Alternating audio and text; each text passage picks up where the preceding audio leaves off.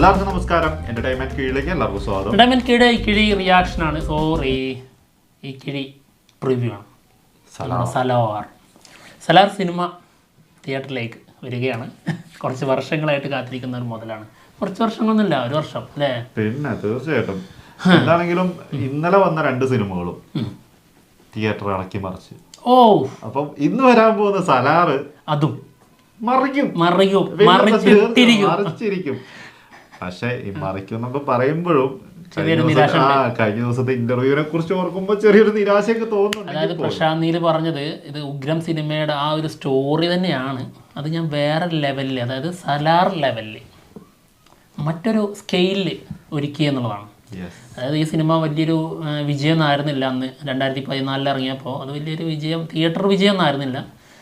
അപ്പോൾ അന്ന് തന്നെ എനിക്ക് അതിനോട് പ്രത്യേക ഒരു താല്പര്യമുണ്ട്. അതുകൊണ്ടാണ് ഈ ലെവലിൽ ഇത് ഒരുക്കുന്നത് എന്നുള്ളതാണ്. പിന്നെ അത് മാത്രമല്ല, വേറെ കാര്യം കൂടി പറയുന്നുണ്ട്.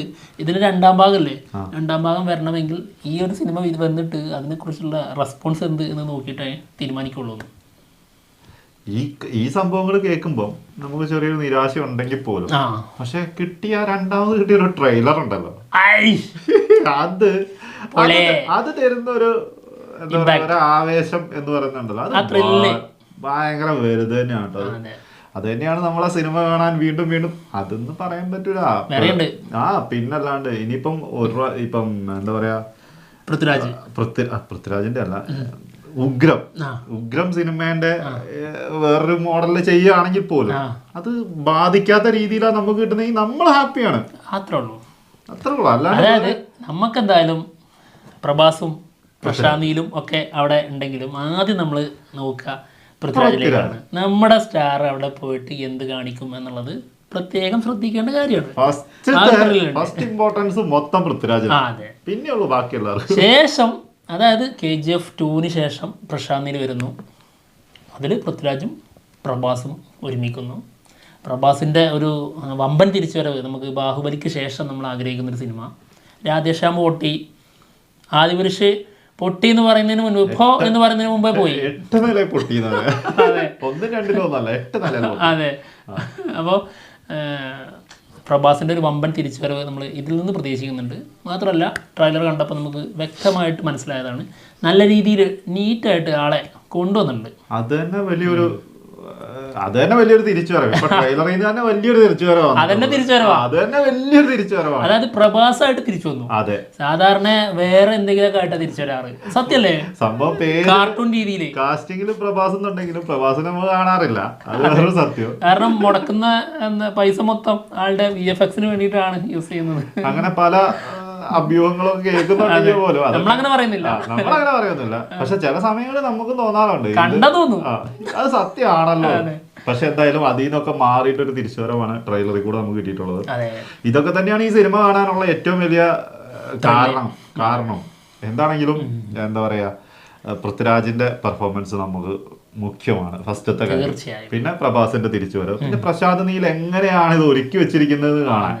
പിന്നെ മറ്റൊന്നുണ്ട് കേട്ടോ, അതായത് ഇല്ല എന്നൊക്കെ അവർ പറഞ്ഞാലും നമ്മുടെ റോക്കി ബായ് വരുമോ എന്നുള്ള ആ ഒരു ക്യൂരിയോസിറ്റി ഉണ്ടല്ലോ, ചെറിയൊരു കാമ്യം അതുണ്ടാവില്ലോ നമുക്കൊന്ന്.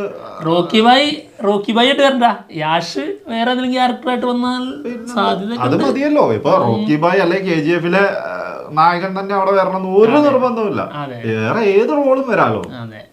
ആള് പറഞ്ഞിട്ടില്ലല്ലോ, ആള് പറഞ്ഞിരിക്കുന്ന എന്താ, യഷ് ഇല്ല എന്നുള്ളതല്ല, റോക്കി ബായ് ഇല്ല, KGF ആയിട്ട് കണക്ഷൻ ഇല്ല എന്ന് മാത്രമേ പറഞ്ഞിട്ടുള്ളൂ. മറ്റേ യഷ് അഭിനയിച്ചിട്ടില്ല എന്നൊന്നും പറഞ്ഞിട്ടില്ല. റോക്കി ബായ് ഇല്ലാന്ന് പറഞ്ഞിട്ടില്ല. അതെ, റോക്കി ബായ് ഇല്ലാന്ന് പറഞ്ഞിട്ടില്ല, KGF ആയിട്ട് കണക്ഷൻ ഇല്ല എന്ന് മാത്രമേ പറഞ്ഞിട്ടുള്ളൂ. അപ്പം അങ്ങനെ എങ്ങനെ വേണമെങ്കിലും ഇതൊക്കെ നമ്മുടെ പ്രതീക്ഷകളാണ്. നമ്മൾ സിനിമ കാണുന്നതിന് മുന്നേ നമുക്ക് ഇതൊക്കെ ഉണ്ടാവോ എന്ന് നമ്മുടെ ഉള്ളിൽ തോന്നുന്ന കാര്യങ്ങളാണ്. ഹൈപ്പ് കൊടുക്കല്ലേ, ഒരിക്കലും അങ്ങനെയല്ല. ഇന്ന് രാവിലെ ഇരുന്ന് നമ്മൾ ഇത് പറഞ്ഞിട്ട് കാര്യമൊന്നുമില്ല. അല്ല, ഹൈപ്പ് കൊടുക്കാൻ മാത്രം ഇപ്പൊ നമ്മളിപ്പോ ഇതിനെ പറഞ്ഞത് ഫസ്റ്റ് തന്നെ പറയുന്നത് ഉള്ളു നെഗറ്റീവാ. അത് ഹൈപ്പ് കൊടുക്കല്ലോ, ഇത് നമ്മളെ കൂടി ഉള്ളില് മനസ്സിലാക്കി വെച്ചിട്ടാണ് നമ്മൾ പോണത്. അതായത് ഉഗ്രം ഈ ആള് കഴിഞ്ഞ ദിവസത്തെ ഇന്റർവ്യൂവിൽ ഇങ്ങനെ പറഞ്ഞിട്ടുണ്ട്. അപ്പം അത് ആ ഒരു സിനിമേന്റെ ഒരു ഇത് തന്നെ പ്രതീക്ഷിച്ചാൽ മതി, അത് ഉൾക്കൊള്ളുന്നു. അതിനെക്കാട്ടിലും വലിയ സ്കെയിലില് അത് കാണാൻ പറ്റും എന്നുള്ളതൊക്കെയാണ് പറഞ്ഞിട്ടുള്ളത്. നമുക്ക് അറിഞ്ഞുകൂടാ എന്തുമാത്രം സത്യം ഉണ്ടെന്നൊന്നും. പൃഥ്വിരാജ് വെറുതെ ഒരു കാര്യം പറയാറില്ല. ആള് പറഞ്ഞത് ഗെയിം ഓഫ് ത്രോൺസ് ലെവലുണ്ടെന്നൊക്കെയാണ്. അപ്പൊ പിന്നെ എല്ലാ സിനിമകളുടെയും കഥ ഏതാണ്ടൊക്കെ എല്ലാം നോക്കിക്കഴിഞ്ഞാൽ ഏതാണ്ട് സെയിം ആണ്. അപ്പൊ വേറെ രീതിയിൽ അവതരിപ്പിച്ചാൽ അത് വേറെ സിനിമ തന്നെ. നമ്മൾ എപ്പോഴും പറയാറുള്ളതാണല്ലോ ക്ലീശ ആയിക്കോട്ടെ, അതെ, പക്ഷെ അതെങ്ങനെ നമ്മുടെ മുന്നിലേക്ക് തരുന്നു എന്നുള്ളതിനകത്താണ് അതിൽ കൊണ്ടുവരുന്ന വ്യത്യസ്തതയാണ് സിനിമയിൽ എപ്പോഴും നല്ലതാണ് മോശമാണെന്ന് പറയിപ്പിക്കുന്നത്. അതാ നല്ല രീതിയിൽ നമുക്ക് തരുന്നുണ്ടെങ്കിൽ ഓക്കെയാണ്, അത്രേ ഉള്ളൂ. എന്തായാലും സലാറിന് ഒരുപാട് പ്രതീക്ഷകളാണ്.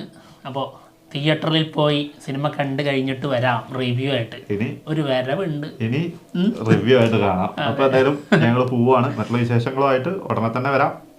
ബൈ.